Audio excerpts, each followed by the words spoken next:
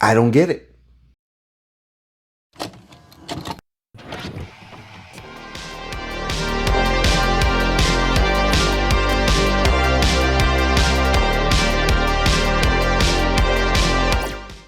What's going on, people? Alex Thorn here, and I'm just a rock and roller who in his downtime likes to watch movies while wearing a bandana. And with the hype of the brand new Beetlejuice out there, it is the legacy sequel to a 36-year-old movie, Beetlejuice, that came out in 1988. Now I gotta tell you, I used to watch this movie a ton when it was running on repeat on HBO in 1990 and 1991. And I want to say somewhere in the post-pandemic era, I decided to throw this movie on to see how my son would feel about it. And also just to be like, is it as good as I remember it to be? But before we get to how I feel about this movie, let's talk about what Beetlejuice in 1988 was all about. After Barbara, played by Gina Davis, and Adam Maitland, played by Alex Baldwin, die in a car accident, they find themselves stuck haunting their country residence, unable to leave the house, when the unbearable Dietzes and teen daughter, Lydia, played by Winona Ryder, buy the home. The Maitlands attempt to scare them away without success. Their efforts attract Beetlejuice, a rambunctious spirit whose help quickly becomes dangerous for the Maitlands and innocent Lydia. All right, so what I did not remember right off the bat, even from watching in 2021, was how quickly the main characters die in this movie and become ghosts. I mean, we're talking about 9 minutes in. And it's obviously not enough time to attach yourself to this couple. But at the very same time, they die in a, I don't know, like just ridiculously campy way.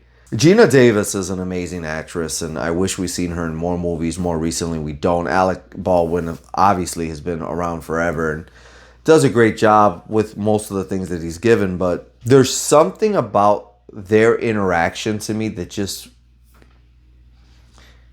doesn't click. Obviously, as a child, I wouldn't pick up on this, but 3 years ago, and now I pick up on the fact that Gina Davis and Alec Baldwin did not have any chemistry as a couple. They really do feel like they were thrust into a movie where they really don't know what it's about. And I came across a couple of shorts of Alec Baldwin talking, and he truly said, I had no idea what this movie was about. I had no idea what movie we were making. I felt like this was going to kill our careers. We were just doing what we were told to do on a daily basis. And it comes across to me. The Dietzes that buy the house are pretty unbearable. They're very, I hate to keep using this word, but they're very campy. They're very over the top. They're very caricature-like. And as we would come to know with Tim Burton as time goes on into the 90s, his movies really work well in animation. And I feel like his movies don't work well for live action. This is one of those examples, but that's just me because I know this movie is universally loved. Along with the Dietzes, we are introduced to Lydia, played by Winona Ryder. And I just recently watched a movie that had Winona Ryder in it, and to me, she was the biggest issue with that particular movie. That movie in question, Alien Resurrection. Once again, I'm going to say it. Winona Ryder, to me, she's a problem with this movie. And people in the comment section, I know, are going to come on and say stuff like, well, she's supposed to be dead inside. Well, she's goth. And well, this was the... I don't care. She's been in other movies where she just does not show emotion the way she should. Every time she's on screen, all I wanted to say was, what the hell's your problem? What is your issue? What? I felt like that parent who's around their child who just is always in a funk and never likes to go anywhere, never likes anything we're doing. Every time I saw her on screen, I was just like, what? Just go home. Go in a room. Stay stuck there. It's just the way I felt.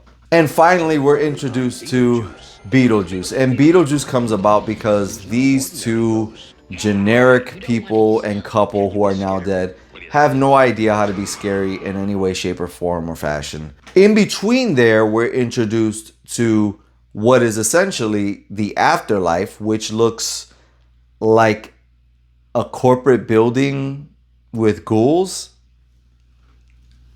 Again, in live action, I don't understand it. In a cartoon form, I get it. It could be that imagination, but in live action, my brain just doesn't go that far to imagine this and let myself escape far enough to believe in it.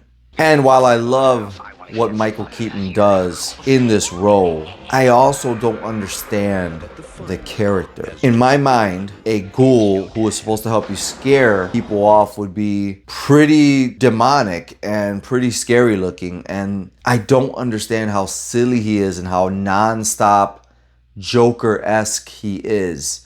Again, I think the problem is because this is a live action movie and not a cartoon. If this was a Disney cartoon, I would totally get it. But as a movie with live action people, it just bothers me. I gotta tell you guys, from beginning to end, I just did not get this movie. So let's get to the does it hold up rating system for 1988's Beetlejuice. As for acting, I'm going to give it 4 bandanas out of 5. I guess everybody does what they're intended to do, except for the Gina Davis and Alec Baldwin. I just don't buy into them being a married couple. As for story, I'm going to give this movie 2 bandanas out of 5. I simply don't get the story. And as for effects, I'm going to go with 2 bandanas out of 5. I guess it was the best they could do at the time, and believe me, I love 80s movies and I love 80s effects. I just think this tried to do a little bit too much for what the time had available to it. And with the ultimate question being, does Beetlejuice 1988 hold up? This is the first time I'm actually going to come out and say this is a double-edged sword and a double answer. For me, personally, in this channel, I'm going to say absolutely not. It does not hold up. I see this movie as something that could be easily forgotten about. But I'm fully aware that there is a huge cult following for Beetlejuice, hence a sequel 36 years later. So yes, it does hold up for the general audience, but not for Thorn Theater. Guys, I know that I don't have the most popular views on certain movies, and that's okay. But that is exactly what the comment section is for. I want you guys to talk to me, explain things to me if you felt I understood it the wrong way, or what you love about the movie. And if you want to talk some more, you got to join this channel's memberships.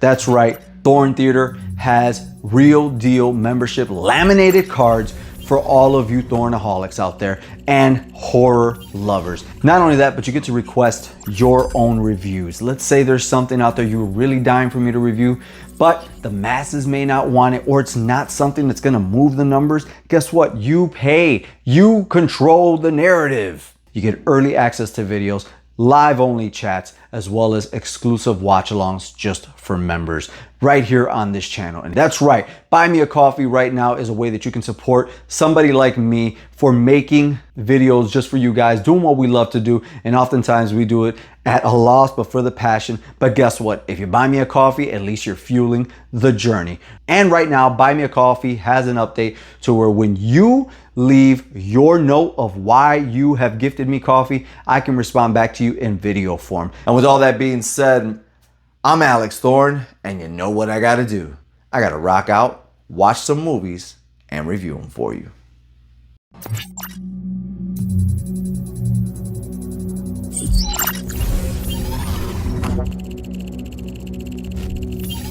Connection established.